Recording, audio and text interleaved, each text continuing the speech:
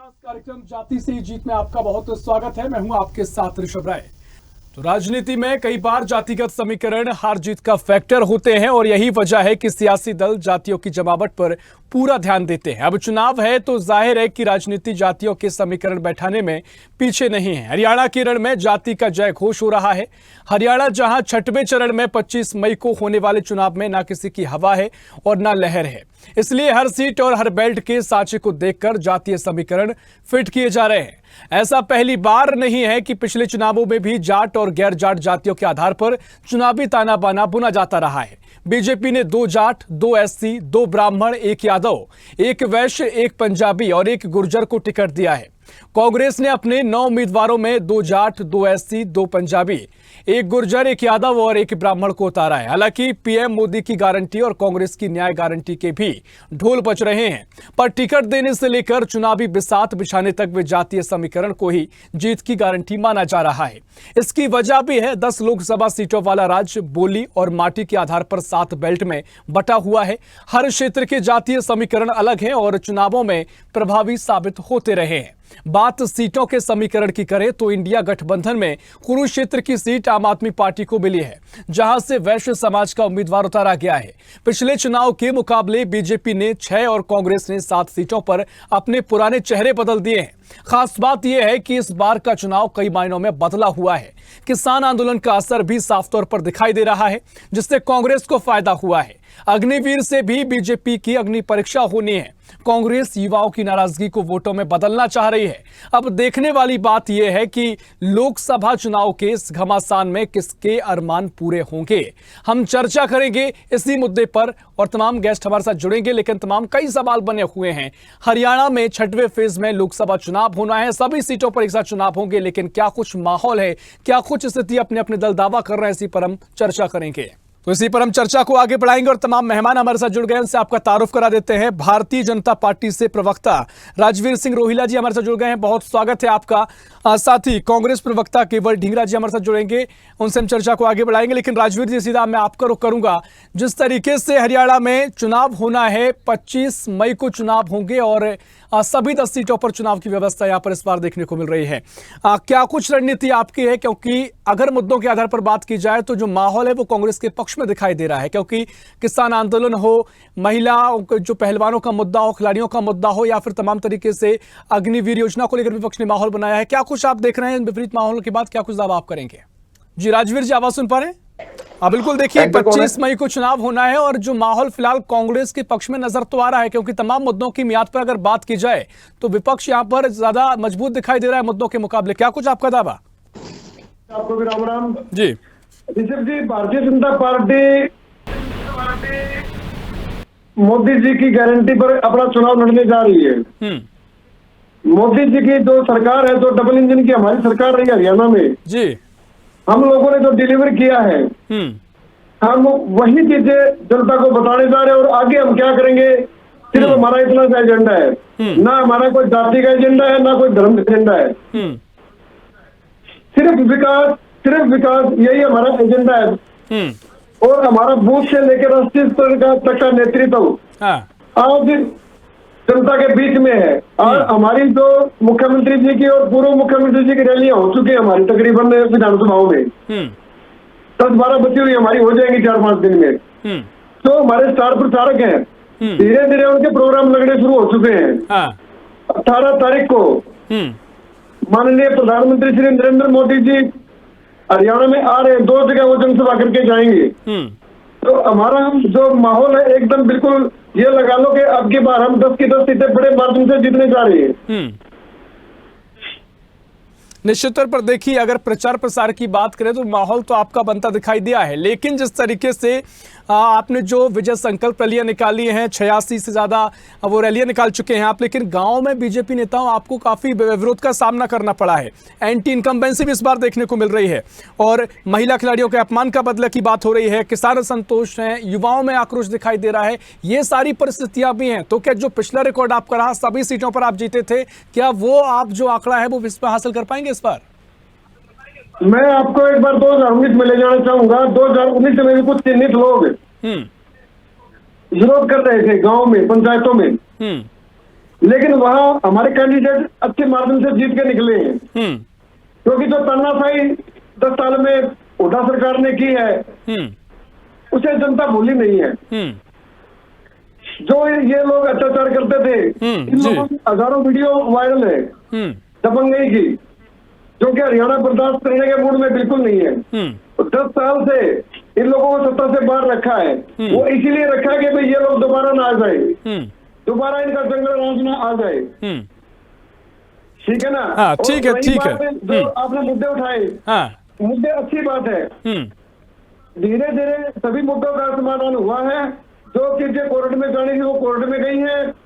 Bharatiya Janata party की जो हरियाणा सरकार है उसने रोजगार के मामले में कीर्तिमान स्थापित किया है। 1,40,000 सरकारी नौकरियां दी हम लोगों ने।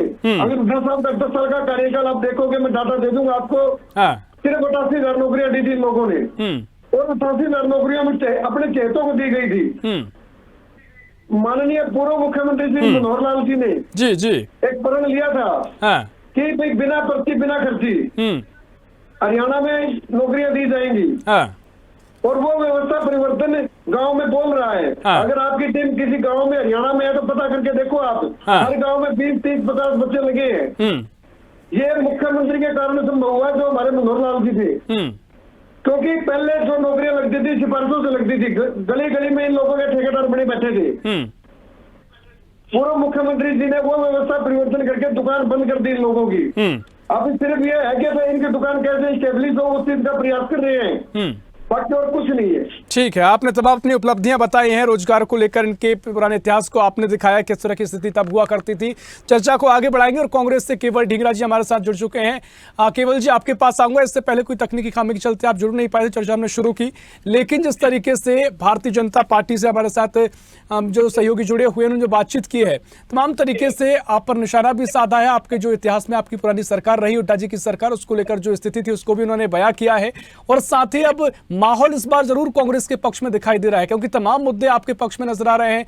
लेकिन माहौल के अलावा कांग्रेस के पास रिकॉर्ड भी एक है कि जीती हुई जंग भी कांग्रेस हार जाती है। पिछले 10 सालों में वो दिखाई दिया है। क्या कुछ आपकी इस बार रणनीति? देखिए, मोदी जी की सभी गारंटी फेल है। मोदी जी खुद डरे हुए हैं क्योंकि मुद्दों पर फेल है। आप ये देखिए, चाहे किसान हो, चाहे कर्मचारी हो, चाहे छोटे दुकानदार हो, हर वर्ग जो नाराज है इनसे। और हर वर्ग को, जो हरियाणा के अंदर तो उन वर्गों, सभी वर्गों को पीटने का काम किया है इन्होंने। आप ये देखिए, हरियाणा के अंदर एक अल्पमत की सरकार है, नायब सैनी की सरकार। वो दावे बड़े करते हैं लेकिन अंदर से खोखले हैं, अल्पमत में है सरकार। क्योंकि उनके पास पूरा नंबर भी नहीं है और फिर भी सरकार चला रहे हैं। लेकिन आपको एक बात बता रहा हूं मैं, इन्होंने कल जो है एक कोड ऑफ कंडक्ट लगा हुआ है। आपको मालूम है हरियाणा के अंदर भी लोकसभा का कोड ऑफ कंडक्ट पूरे देश में लागू होता है जी।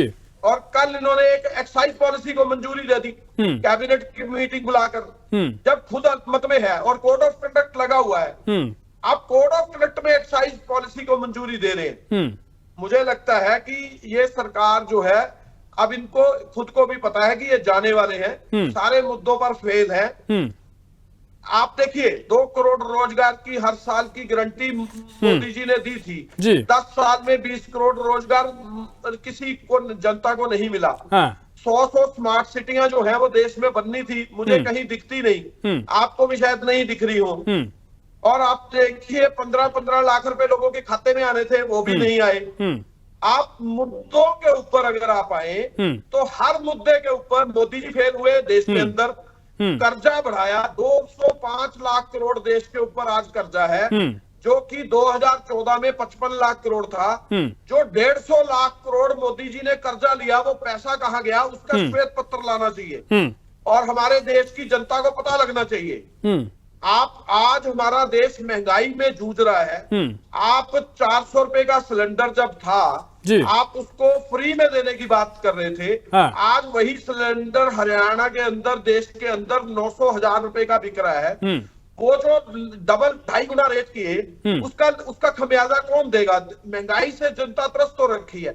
पेट्रोल डीजल इन्होंने 35 रुपए देने का वायदा किया था, वही 40 रुपए वाला पेट्रोल और डीजल ठीक है, आज 100 रुपए से पार कर चुका है। हाँ। उस महंगाई से कौन निजात देगा? और आज जो फौज हमारी देश की रक्षा कर रही थी सारे उसके ऊपर, उसको कमजोर करने का काम कर रहे हैं। अग्निवीर योजना लेकर के 4 साल के लिए फौजी, आप ये देखिए हमारे देश की जनता जो है वो इनसे विमुख हो चुकी है इस समय। ठीक है, देखिए आपने तमाम मुद्दे गिनाए, कई सवाल मेरे भी आपसे हैं, लेकिन मैं चाहूंगा राजवीर जी कोई रिएक्शन आप इस पर दें। तमाम जो बातें कही गई हैं केवल जी ने कही है, कोई रिएक्शन आप करें, उसके बाद केवल जी से मेरे भी कुछ सवाल रहेंगे। जी जी जी, भारतीय जनता पार्टी की केंद्र शासित जो सरकार है नरेंद्र मोदी जी के नेतृत्व में, जिसने 10 साल पूरे किए हैं, आयुष्मान योजना लेके आई थी, जिसमें करोड़ों लोगों को लाभ दिया गया। प्रधानमंत्री अन्नपूर्णा योजना जो कोविड में शुरू की गई थी, वो कह रहे हैं कि महंगाई की मार है, युवा बेरोजगार है, अग्निवीर परीक्षा के साथ युवाओं के साथ छल कपट किया गया है, तमाम बातें उन्होंने गिनाई। मैं चाहूंगा मैं बोलूं सर, हाँ मैं बोलूं जी, आपके राज्य में जो हुआ है पूरा देश जानता, पूरा हरियाणा जानता है कैसे 25,000 एकड़ जमीन आप लोगों ने अपने मतलब चहेतों को दी। गुड़गांव एनसीआर में कैसे आपने बिल्डर बनवाए, कैसे आपने सीएलयू गैंग खड़ी की, ये चीजें मैं कहना नहीं चाहता, लेकिन क्योंकि हम कंक्रीट राजनीति करने आए हैं, ठीक है ना। आप लोगों ने जो कुएं खोदे वो गड्ढे भरने में ही समय लग रहा है, ठीक है ना। आप लोगों ने जो नौकरियां बेची, जो पेपर लीक आपके राज्य में हुए, वो सारी बातें मतलब दर्ज है इतिहास में। और एक्साइज पॉलिसी की बात, तो अभी हमारा वित्त वर्ष शुरू हुआ है, तो अगर उसमें कोई परिवर्तन किया गया है तो क्या बुराई है इसमें, क्योंकि सरकार को अपना काम करना होता है, ठीक है ना। रही बात विकास की, तो भारतीय जनता पार्टी ने जो 10 साल में विकास किया है, केवल धिंगड़ा से कोई छोटा सा उदाहरण दूंगा मैं। 152 डिब्बे यात्रा करके देख लीजिए एक दिन, आपको विकास का पता चल जाएगा। आप लोगों ने कोड़िया के भाव किसानों से जमीन ली और फिर अपने दोस्तों को बेची, ठीक है। आप लोगों ने सिर्फ चिन्हित लोगों को अमीर किया। भारतीय जनता पार्टी की नरेंद्र मोदी और मनोहर लाल की जी जो सरकार रही है 10 साल की, 2.5 साल की, हमने 2 करोड़ महिलाओं को लखपति दीदी बनाया है। ठीक है, अब आपका विकास का मुद्दा महत्वपूर्ण रहने वाला है, ठीक है, आपने अपनी बात रखी है, बिल्कुल मैं आप चर्चा को आगे बढ़ाऊंगा। राजवीर जी लौटूंगा आपके पास सीधा। प्रेमचंद जी हमारे साथ इनेलो से जुड़ गए हैं, लगातार वो धैर्यपूर्वक बातें सुन रहे हैं। प्रेमचंद जी, जिस तरीके से इनेलो महत्वपूर्ण भूमिका में है, क्या कुछ आप दावा करेंगे, क्या कुछ स्थिति आप फिलहाल देख रहे हैं? प्रेमचंद जी से संपर्क हमारा नहीं हो पा रहा है, लौटूंगा, कोशिश करेंगे उनसे फिर से संपर्क करने की। सीधा मैं केवल जी आपके पास आ रहा हूं। जिस तरीके से राजवीर जी तमाम बातें कह रहे थे, तमाम तरीके से आपने भी अपनी जीत का दावा किया है, आप तमाम मुद्दों का जिक्र कर रहे थे, लेकिन मुद्दों को भुनाना एक बड़ा महत्वपूर्ण हो जाता है, क्योंकि पिछले 10 साल का जो ट्रैक रिकॉर्ड आपका देखें, तमाम बार चाहे लोकसभा चुनाव हो, विधानसभा चुनाव हो, माहौल आपके पक्ष में जरूर बना, लेकिन वो जीत आप नहीं पाए, वो जीत हासिल नहीं कर पाए। पिछली बार 10 की 10 लोकसभा सीटें बीजेपी के खाते में चली गई। इस बार भी हम वो देख रहे हैं, चुनाव प्रचार के दौर में बीजेपी काफी आगे निकल चुकी है आपके चुनाव प्रचार में। उत्तर प्रदेश के सीएम, राजस्थान के सीएम, उत्तराखंड के सीएम पहुंचे, तमाम तरीके से वो नेता यहां पर चुनाव प्रचार करने पहुंचे, लेकिन कांग्रेस यहां पर लगातार पीछे नजर आई अभी तक। देखिए, पूरे देश के अंदर बीजेपी फेल है, सारे मुद्दों पे फेल है। आपने केवल जी, मैं आपको 1 मिनट रोक रहा हूं, आप पर मैं लौटूंगा। प्रेमचंद जी हमारे साथ इनेलो से जुड़ गए, वो लगातार धैर्यपूर्वक बातें सुन रहे थे। प्रेमचंद जी, आप ही के पास आ रहा हूं। जिस तरीके से इनेलो इस महत्वपूर्ण भूमिका में आ गई है, एनडीए से गठबंधन आपने वापस लिया और सरकार भी जो गणित है वो बिगड़ चुका है। फिलहाल लोकसभा चुनाव 25 मई को हो रहा है, क्या कुछ आपका फिलहाल रणनीति है और किस तरह की तस्वीर आप आगे अपने जरिए देख रहे हैं? देखिए, इंडियन नेशनल लोकदल हरियाणा निर्माता चौधरी देवीलाल की पार्टी, चौधरी देवीलाल वो शख्सियत थे जिन्होंने इस देश को 3-3, 4-4 प्रधानमंत्री दिए जी। और इंडियन नेशनल लोकदल में कुछ स्वार्थी लोगों ने पार्टी का विघटन किया। उसके बाद परिस्थितियां बदली थी। 2019 का जब चुनाव आप देखते हैं, जब लोकसभा था तो विधानसभा का चुनाव था। आज परिस्थितियां फिर से बदलने लगी हैं और आज इंडियन नेशनल लोकदल फिर से हरियाणा की एक सशक्त जो क्षेत्रीय पार्टी है उस स्वरूप में लौट रही है। आप अगर बात करेंगे हरियाणा के मौजूदा चुनाव की, तो मैं इस समय कुरुक्षेत्र में हूँ और कुरुक्षेत्र में 3 योद्धा मैदान में है जी।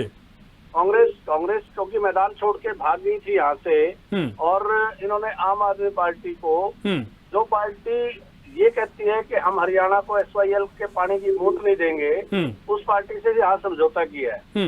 और भारतीय जनता पार्टी के पास क्योंकि कोई भी प्रत्याशी नहीं था, तो उन्होंने, जिसको प्रधानमंत्री जी ने 2019 में कहा था, 2014 के चुनाव में ये बात कही थी कि नवीन जिंदल जी वो व्यक्ति हैं जिनकी तिजोरी में कोयला रखा जाता है जी।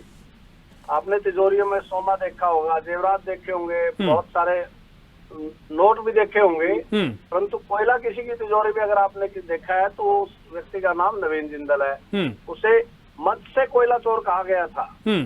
आज वो व्यक्ति भारतीय जनता पार्टी का प्रत्याशी है। और पूरे हरियाणा प्रदेश की अगर आप बात करेंगे तो भारतीय जनता पार्टी के 6 से 7 प्रत्याशी ऐसे हैं जिनकी पृष्ठभूमि कहीं न कहीं कांग्रेस की है। और कांग्रेस के नेताओं ने मिली भगत करके भारतीय जनता पार्टी से भी प्रत्याशी उतारे और खुद के प्रत्याशी भी। और जिस सीट पे ये लगता था कि इस बार खाता नहीं खुल सकता, वहां इन्होंने आम आदमी पार्टी को वो सीट सौंप दी। आज अगर आप मुद्दों की बात करेंगे, मुझे आपने क्योंकि पूरी बात अभी बताई भी नहीं थी कि किस विषय पे बात करनी है। अगर आप हरियाणा प्रदेश पे बात करना चाहते हैं तो एक अलग बात है, कुरुक्षेत्र पे बात करना चाहते हैं तो मैं कुरुक्षेत्र के आंकड़ों पे आता हूँ। जी बिल्कुल, हरियाणा पर ही पूरी जो लोकसभा की 10 सीटों पर चुनाव होना है, एक विस्तृत चर्चा हम उस पर कर रहे हैं प्रेमचंद जी। और जिस तरीके से आपकी भूमिका का आपने जिक्र किया, मैं चाहूंगा वही सवाल मेरा आपसे था। जी, तो आपने मुझे कहा कि मैंने इंडिया गठबंधन या एनडीए गठबंधन छोड़ा है।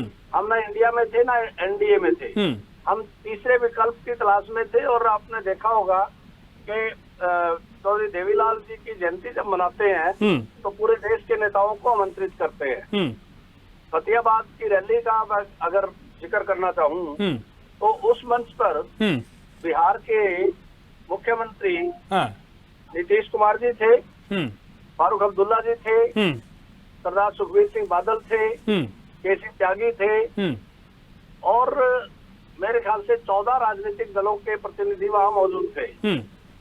और सबने चौधरी ओम प्रकाश चौटाला से ठीक है। देखिए समय भी हमारे पास कम है प्रेमचंद जी, लेकिन महत्वपूर्ण सवाल ये है कि आप जिस तरीके से त्रिकोणीय मुकाबला आपने कुरुक्षेत्र का जिक्र किया और जहां भी आप चुनाव लड़ रहे हैं, खबरें ये है और चर्चा ये है कि आप भारतीय जनता पार्टी के वोट बैंक को नुकसान पहुंचाएंगे और कांग्रेस को इससे फायदा होगा। एक मिनट मैं आपको इसी बात पे पहले क्लैरिफाई कर दूं। भारतीय जनता पार्टी कुरुक्षेत्र में चुनाव ही नहीं लड़ रही।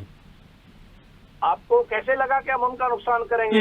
हम चुनाव जीतने के लिए चुनाव लड़ रहे हैं। और दोनों पार्टियों को, दोनों राष्ट्रीय दलों को, राष्ट्रीय दल अपने आप को कहते हैं, उनके पास प्रत्याशी भी नहीं थे, हम उनको हराने की बात कर रहे हैं। आप एक नैरेटिव सेट करता है मीडिया, पता नहीं क्यों क्षेत्रीय दलों से बाहर क्यों रहते हैं आप। जब तक इस देश में क्षेत्रीय दलों की भूमिका को आप नकारते रहेंगे तो ये देश आगे नहीं बढ़ सकता। ठीक है, वो भूमिका तो आप ही तय करेंगे ना। आप अगर जीतेंगे, आप आगे बढ़ेंगे तो निश्चित रूप मीडिया वही दिखाएगा। मैंने वही बताया आपको, मैंने यही कहा, जब भी आप कोई भी मीडिया का साथी बात करता है तो वो दो दलों की बात करते हैं, दो गठबंधन की बात करते हैं। जो क्षेत्रीय दल है उनकी भूमिका को कैसे आप नकार सकते हो? ठीक है, चाहे वो किसी भी राज्य की बात आप करेंगे, आप सीधा बोल देते हैं कि एनडीए की बात करेंगे, इंडिया गठबंधन की बात करेंगे। ठीक है, समय हमारे पास कम है। मैं केवल जी आपके पास आ रहा हूं। जो बातें प्रेमचंद जी ने कही उस पर भी रिएक्शन दीजिए। वो कह रहे हैं कुरुक्षेत्र में कांग्रेस ने मैदान छोड़कर भाग चुकी है। और साथ ही अगर जिक्र करें, आप कांग्रेस में भी जो कहे कि संगठन में भी सब कुछ ठीक नहीं चल रहा है। तमाम तरीके से भूपेंद्र सिंह हुड्डा के जब बेटे ने, दीपेंद्र हुड्डा ने नामांकन फॉर्म जमा किया, तमाम कोई बड़े नेता नहीं पहुंचे, सिर्फ उनका परिवार ही मौजूद था। इसके अलावा कुमारी शैलजा जब नामांकन फॉर्म जमा करने पहुंची तो भूपेंद्र हुड्डा वहां पर मौजूद नहीं थे और कोई भी राष्ट्रीय नेता यहां पर अभी सभा नहीं पहुंचा। तो कैसे कांग्रेस से दावा जो कर रही है वो जीत पाएगी? केवल जी, आज चुनाव जो है वो आज वो आगे बढ़ रहा है और हम जो है चुनाव के बीच में है। बाकी 380 सीटों के ऊपर चुनाव लगभग हो चुका है। हमारा 25 मई को वोट पड़ने हैं। अब हम तो करके हम ये कहना चाहते हैं 10 सीटें either Modi ji either Congress, either India गठबंधन, हम वो आइदर एनडीए, वो एनडीए जो है वो फेल हो रखा है अब, क्योंकि मुद्दों के ऊपर फेल है। और हमारा जो समझौता है वो 28 पार्टियों का, लेकिन मुद्दों के ऊपर खेल है, सब कुछ बाजी है, लेकिन आपका संगठन भी उतना तत्पर होना चाहिए ना केवल जी, वो उतना तत्पर नजर नहीं आया है। सर वो आपको नहीं आ रहा, हम घर घर तक पहुंच चुके हैं। आप बताइए, राष्ट्रीय नेताओं ने सभाएं कितनी की हैं, कितने नेता वहां पहुंचे हैं, और किस तरीके से जो स्थिति बनी है संगठन में, कई नेताओं के नामांकन फॉर्म में आपके पूर्व मुख्यमंत्री नहीं पहुंचे हैं, तो वो भी तो तस्वीर यथावत दिखाई देती है ना। हमारा इलेक्शन जो है ना वो जनता लड़ रही है। आपको ये बताना चाह रहा हूँ, आप मेरी बात पूरी होने दें तो सारी बात समझ में आएगी, आप समझे मेरी बात को। ठीक है, आप देखिए निश्चित तौर पर आप जो बात महत्वपूर्ण कह रहे हैं, लेकिन जनता लड़ रही है, जो तमाम बातें हैं, यही स्थिति आपके पिछले 10 साल में हमने देखी है, विधानसभा चुनाव हो, लोकसभा चुनाव हो, लेकिन जीती हुई बाजी भी हारती कांग्रेस नजर आई है। सुनिए, पिछले 10 साल का मामला कुछ और था। ठीक है, समय हमारे पास कम है, राजवीर जी आपके पास आऊंगा, आपकी आखिरी प्रतिक्रिया आपकी।